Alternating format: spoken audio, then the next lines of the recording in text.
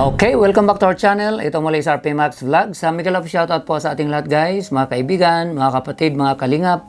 Isang mapagpalang araw po sa ating lahat. Good morning, good afternoon, good evening.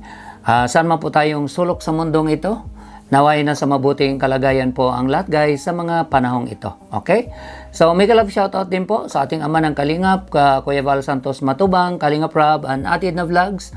Mga kasamahan ko pong reactors, mga kalingap partners, at Kalingap Charity Vloggers, ay mega love shoutout po sa inyong lahat guys. Gusto ko lang pong gawa ng reaction guys. Ito nga pong live ni Brother Paas kahapon kung saan nagbigay po siya ng update no, sa kanyang kondisyon. Okay? Sabi nga po niya, update sa kalagayan ko, okay pa rin. Okay? So yun po yung title ng kanyang update po, no, yung kanyang live stream po kahapon. Okay? Sa mga hindi pa nakapanood, panoorin niyo po guys. At doon nyo po maobserbahan at siguro mag-comment kayo kung ano po yung gusto nyong iparating kay Brother Paas. Dahil binabasa naman po niya, dahil hindi naman po karamihan ang mga comments, so nababasa po niya. Okay? So wag lang po nating i-bash, no, dahil nasa condition po guys, no, si Brother Paas na ika nga hindi po siya dapat i-bash. Ika nga kailangan po niya ang ating pag-unawa. So no, sa nakikita ko po kay Brother Paas guys, no, yung kanyang ika nga no, sobra po siyang pumayat. Okay? At bakit po siya sobrang pumayat, no? Nakikita naman po natin guys, no, sa mga live niya o sa mga vlogs po niya, nababanggit niya na hindi talaga siya pwedeng kumain na hindi nasusuka. Okay? Pasensya po, no, doon sa mga kumakain. Okay? So ika nga dito nga sa update niya, pag kumakain daw siya, ika nga no, sa 4 na kain, sabi niya o sa 4 na subo, ika nga 3 doon nasusukan niya, 1 lang yung nare-retain. Sa approximate po niya yon, pero sa tingin ko baka 99% ang nasusukan niya, 1% lang po yung nare-retain niya. So ganun po yung observation ko. Dahil dito nga no, sa live niya, ilang beses po siyang umalis. Nung una, anak yata niya yung pumalit sa kanya doon sa upuan at nag-shoutout. And then pangalawa, nakikita ko yung misis niya, yun naman ang umupo. At yun na po ika nga ang nagpapatuloy doon sa kanyang live, no, mag-shoutout. Dahil nga po, nagpunta po si Brother Paa sa CR siguro para nga po sumuka. So, pag ganun po talaga yung condition niya, ay talagang mangayayat po talaga siya. Okay? At sa malala ko guys, no, sa vlog po ni Kuya Bal, nung nagpunta po siya, ang sabi po ni Kuya Bal, no, doon sa kanyang live o upload, hindi daw po pwedeng i-chemo si Brother Paas dahil daw po sa sobrang payat. Hindi daw pwede, sabi ng doktor. Okay? So, kailangan niyang magpataba, ika nga, no? Ang problema kung ganito lagi guys, na tuwing kumakain siya, ay 90% ay nailalabas niya, naisusukan niya, ay paano po siya tataba? So, yun po ang malaking tanong doon. At dito guys, no, dito po sa live niya, napapansin ko parang hindi po 100% no, na okay po yung kanyang ika nga no, yung pag-iintindi o yung kanyang pag-iisip, no. Pasensya po, no, Brother Paas. Hindi naman sa kinukontra kita, hindi naman sa binabas kita, kundi naobserbahan ko lang po at marami din pong nakapansin, no. Dito nga may nag-comment dito nga sa live niya. Dahil nga sa tingin ko parang mali na po yung may binanggit po siya. Nasabi daw po niya kapag namatay daw siya, mapapahiya daw ang Diyos. Okay, ang reason naman po niya, dahil sa dami daw pong nanalangin, di ba ang sabi ng Panginoon, kung marami ang nanalangin, o lalo na po kung mga righteous ang mga yun, ika nga, pagbigyan ng Panginoon. Okay? Ganun pa man, Brother Paas, intindihin po natin, lahat po tayo, ika nga, merong takdang panahon kung hanggang kailan po tayo.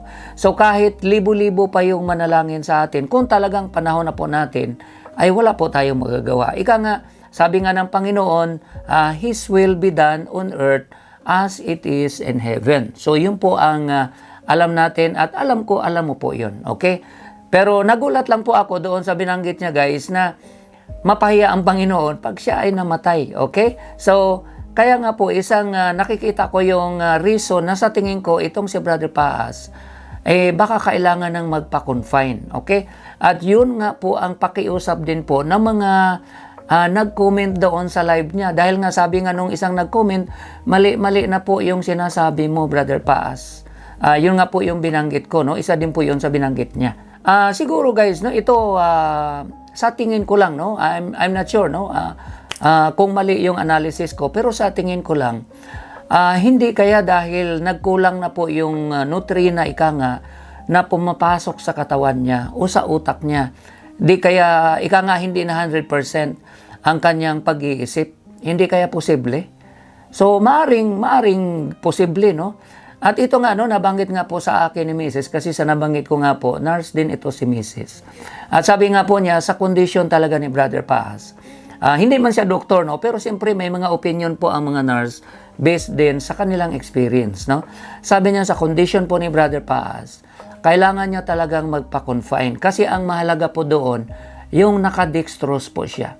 Kasi ang dextrose po guys, doon na po idadaan ang pagkain. Okay? So kahit hindi ka kumain ng sulid, yung pumapasok po sa katawan mo, no, sa pamamagitan ng dextrose, yun na po bali yung pagkain mo. So kahit papaano, yung mga nutrients na kailangan mo sa katawan mo, kailangan ng utak mo, ay kahit papaano, matitake mo po araw-araw. Okay? So, yun po ang napakahalaga. Kaya siguro, marami ang nakiusap. At doon sa comments, meron pa nga ako nabasa, no, sabi niya, Brother Paz, huwag mo isipin ng pera. Kausapin mo si Kalinga Prab na yung gagastusin, no, para sa pabahay niya, o dito nga, no, tinatapos yung bahay niya, gamitin na lang muna sa ospital. At sabi nga po nang nag-comment, alam ko maintindihan ni Kalinga Prab po yan. Ang bahay, to follow na lang po yan. Ang mahalaga po, yung health mo o yung buhay mo. So, ganun po yung isang nag-comment. Okay? So, shout out po, no, doon sa mga nag-comments na nababasa ko po. Okay? So, may punto din naman po si ma'am o yung mga nag-comment, mga nag-alala o mga nagmamahal kay Brother Paaz na ang gusto talaga nila, si Brother Paaz ay magpa-confine sa ospital. Dahil kung ano po yung mga gamot dapat maibigay sa kanya at dito nga yung tamang, yung pagkain, mga nutrina, vitamins, na dapat matatanggap ng katawan niya ay matatanggap niya. At dahil hindi naman ito, na dapat makukuha niya sa pagkain dahil sinusuka naman po niya, mas maganda idadaan sa dextrose. At siyempre, sa hospital lang po yun, pwedeng gawin. O yun. So, yun lang po guys ang aking reaction dito nga po sa live o update po ni Brother Paaz kahapon. Sa mga hindi po nakapanood, panoorin po natin guys para masuportahan po natin ang live ni Brother Paaz o yung mga upload po niya dahil makatulong din po yun sa kanya. Okay?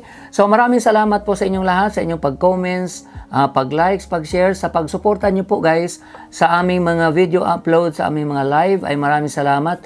Sa hindi po pag-skip ng ads ay maraming salamat, no? Sa mga silent viewers ay maraming salamat po sa inyong lahat guys. Ingat po tayo kung nasaan man tayo. God bless everyone. I love you all. Bye-bye.